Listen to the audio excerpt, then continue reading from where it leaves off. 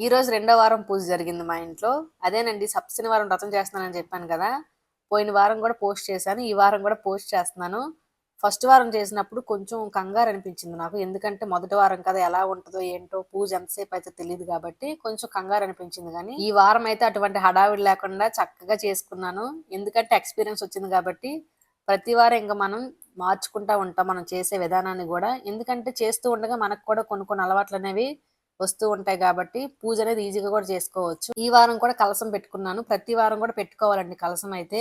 కలశంలో ఉపయోగించే blouse piece అయితే మాత్రం పోయిన వారందే పెట్టుకుంటున్నాను నేను. కాకపోతే వాష్ చేసి లోపల దాచుకున్నాను. పీట మీద ఉపయోగించే క్లాత్ కూడా నేను వాష్ చేసి లోపల పెట్టుకున్నాను. 2 కూడా ఈ రోజే బయటికి తీశాను. ఎందుకంటే ప్రతి వారం ఇవే వాడతానండి నేనైతే మాత్రం 7 వారాలు కూడా. పోయినసారి పూజ వీడియోలో ఒకరు కామెంట్ చేశారు వీడియో కింద.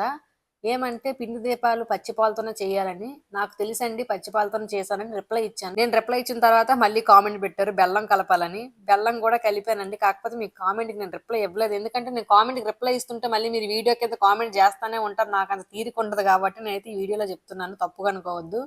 ఎందుకంటే కామెంట్‌కి రిప్లై ఇవ్వాలంటే చాలా కష్టం. కాకపోతే నేను ట్రై చేస్తున్నాను రిప్లై ఇవ్వడానికి.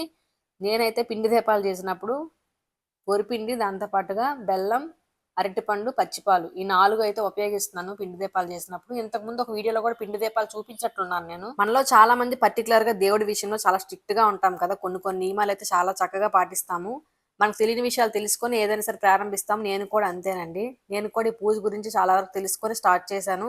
చేయగా కొన్ని కొన్ని విషయాలు మనకు అర్థమైపోతాయి. అది వేరే విషయం అనుకోండి. ఎవరి స్తోమతను బట్టి, ఎవరి ఓపికను బట్టి వాళ్ళు చేసుకుంటారు. నేను కూడా అంతే. నా ఓపిక బట్టి, నా స్తోమత బట్టి స్వామివారికి ఎంతవరకు చేయగలను అంతవరకు నేను చేసుకున్నానండి. అండ్ ఇంకొక కామెంట్ వచ్చింది ఏంటంటే ఇన్‌స్టా, యూట్యూబ్ గుర్తులేదు గానీ వినాయకుడిని కింద పెట్టేశారని కామెంట్ పెట్టారు. వినాయకుడిని కింద ఎందుకు పెడతాను చెప్పండి? కింద ఒక తమలపాకేసి పైన పెట్టాను నేను. కాకపోతే మీకు వీడియోలో క్లియర్‌గా కనిపించుండదు కాబట్టి చెప్తున్నాను నేను. ఒక ప్లేట్‌లో పెట్టుకోండని చెప్పారు. మీరు చెప్పింది మంచి విషయం నేను కాదనట్లేదు గానీ, నాకైతే చిన్నప్పటి నుంచి ఇలాగే అలవాటు. మా ఊరు సైడ్ ఇలాగే చేస్తారు కాబట్టి నాకు అలవాటు.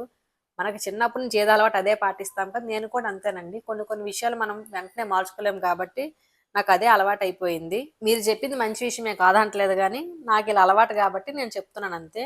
అందరి కామెంట్స్‌కి రిప్లై ఇవ్వలేను గాబట్టి ఇలాంటి వీడియోస్‌లో రిప్లై ఇస్తుంటాను. తప్పుగా అనుకోవద్దు. దేవుడి విషయమే మాట్లాడుతున్నాను గాబట్టి తప్పుగా అనుకోవద్దు దయచేసి. ఒకరిద్దరు కామెంట్ పెట్టారు, "ఈ పూజ చేసుకోవాలనిపిస్తుందా అక్క మాకని." చేసుకోండి తప్పేం లేదు. స్వామి మీద భారమేసి ముందడుగేయండి. అంతా ఆయనే చూసుకుంటారు. మీ అందరికీ స్వామి ఆశీస్సులు ఉండాలని మనస్ఫూర్తిగా కోరుకుంటున్నాను. ఓం నమో వెంకటేశాయ.